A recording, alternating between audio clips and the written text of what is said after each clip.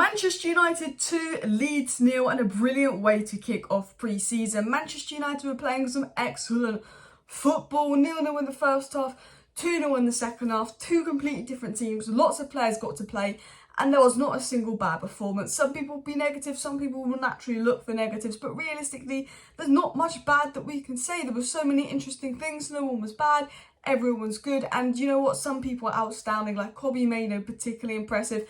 Mejbri looked great, Diallo looked pretty good as well, Mount looked pretty solid, you know, the second half, Kovar, the goalkeeper, really impressed me. You know, like everyone impressed me today, I'm going to be honest with you, but there was some really good performances today, and interesting performances as well. We got to see new roles. Sancho was deployed as a centre forward when, you know, is Sancho centre forward? No, but did Sancho do a decent job? Yeah, I think him and Ahmad, you know, did some decent stuff in attack, and I think we were missing that striker presence. And I said, look, imagine Sancho, Ahmad, and then there was a striker in between them, like a box striker, number 9, so that could tap in the chances. Then I think United would have got goals in the first half, because Ahmad Diallo did a lovely ball into Hannibal Mejbri obviously shot and it went over, and then Ahmad was a threat. Ahmad looked like the biggest attacking threat in terms of having the shots, dribbling in, but I thought United was really impressive today, and I'm not going to be negative and obviously anything bad about United. Some people will. Some people are saying, oh, Mason Mount was crap. Well, what do you mean Mason Mount was crap? This is like having an agenda against the player before he's even joined. Look, I know a lot of people weren't the biggest fan of the Mason Mount signing, but actually Mason Mount was solid today. Like, he wasn't my standout player. There was 4 players I think that were better than him today in the first half. But Mason Mount, you could see the role and the job he offered. Mason Mount actually operated at such a high technical and tactical level for Ten Hag today, because in possession we were almost like a 3-1-6 formation, and Mason Mount was almost like that 1 minute he's in attack and he's pressing the strikers and he's so high up the pitch and he's winning back the ball and he almost scored that chip. The next second he's coming back and defending. This is why Ten Hag wanted Mason Mount so bad, as we said, because Mason Mount covers so much ground. Mason Mount covers an unbelievable amount of ground. He's like a running machine, back forth. Imagine how much ground him and Bruno are going to cover, how much they run. Like, it's going to almost feel like having another man on the pitch, because remember when we lost 4-0 to Brentford and they ran 14 kilometres further than us, and we're saying, what?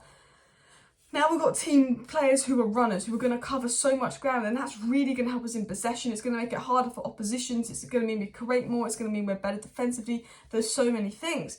And, you know, we got to see a 4-3-3 today, and it's very obvious Ten Hag's going to move away from the 4-2-3-1 system and go into a 4-3-3, because we ended last season playing a 4-3-3, and Kobbie Mainoo actually played in that Casemiro role. And I've always said Kobbie Mainoo is a natural 8. I see Kobbie Mainoo kind of being a Pogba-esque player.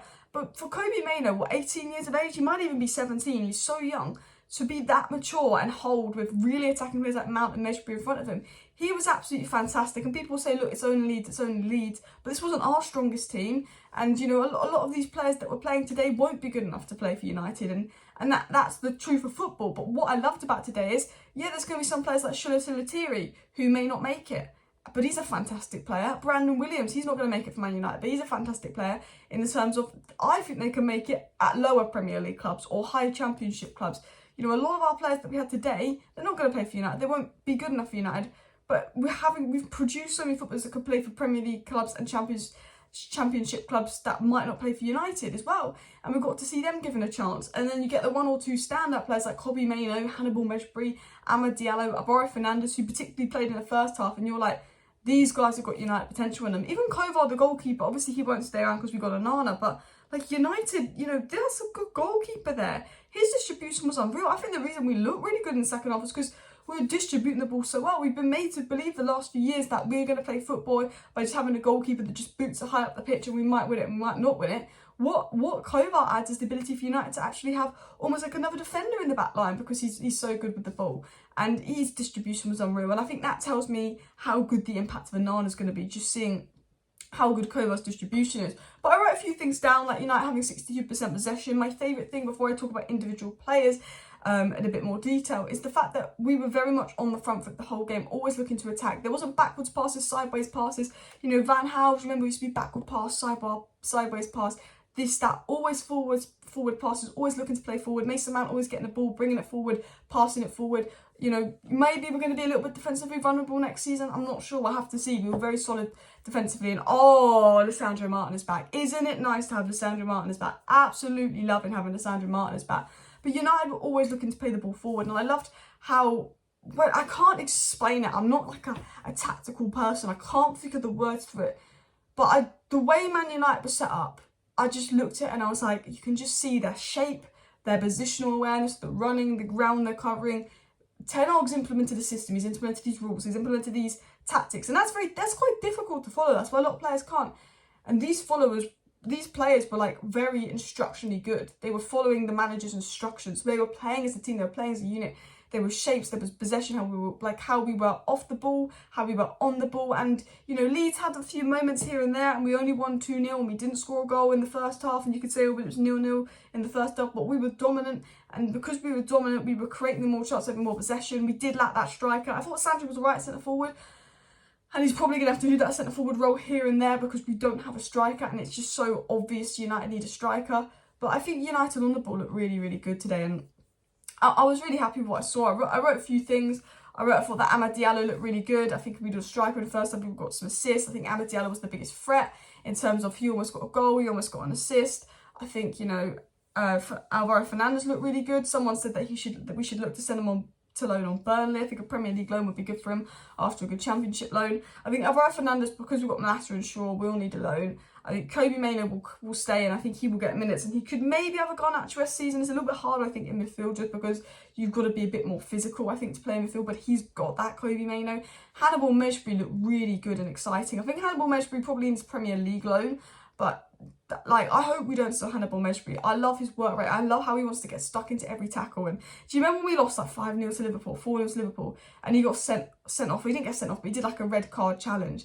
And we shouldn't be applauding that or anything, but it's his attitude, his work rate. And I don't know why I got a yellow card.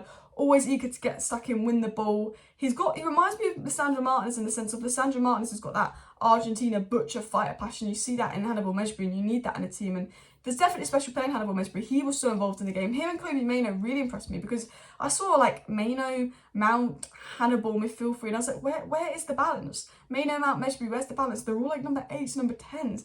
But Mainoo held so well and Mount did his role so well and came back and helped out Mainoo, and so did Mejbri. You know, Mejbri ran back defensively and, you know, because Leeds could have gone 1-0 up, and I was like, this worked really well, this flowed. And we keep saying, I don't see the balance in Bruno, Mount, Casemiro, but maybe Ten Hag does, because I didn't see the balance in the midfield three today and there was a lot of balance. Maybe Ten Hag does, because Mount's going to come back and Bruno's going to track back, and obviously we're going to play like a 3 with fullbacks tucking in. It's going to be interesting.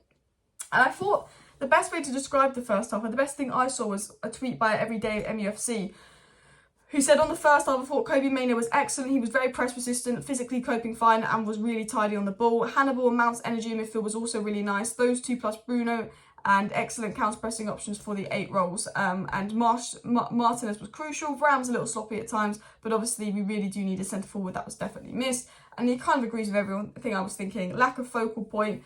The midfield was exciting, the pressing, we definitely got them. Again, how good Kobbie Mainoo was out from the press. And then in the second half, I think Kovac kind of stole the show in the second half, but, you know, really good finishes, you know, goals from Hugo and all of that. Like, really good play from United in the second half. You know, United were actually a bigger attacking threat in the second half, even though it was a weaker lineup. But, you know, it just shows that it doesn't matter. Ten Hag, with all these players, can work a system with the youth players, with the first team players, with players who won't make it United, the reserves, the bench players. Ten Hag's still getting everyone playing positive football. And what I like about this is it was all these young players playing. It wasn't, let's play buy-in, let's play Tellers, and let's play this person. It was like, I just want to play the young players. I want to play the people that are involved in my plan. Dean Henderson didn't come.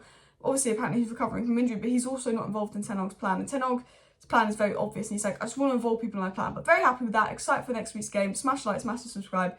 See you tomorrow. Bye.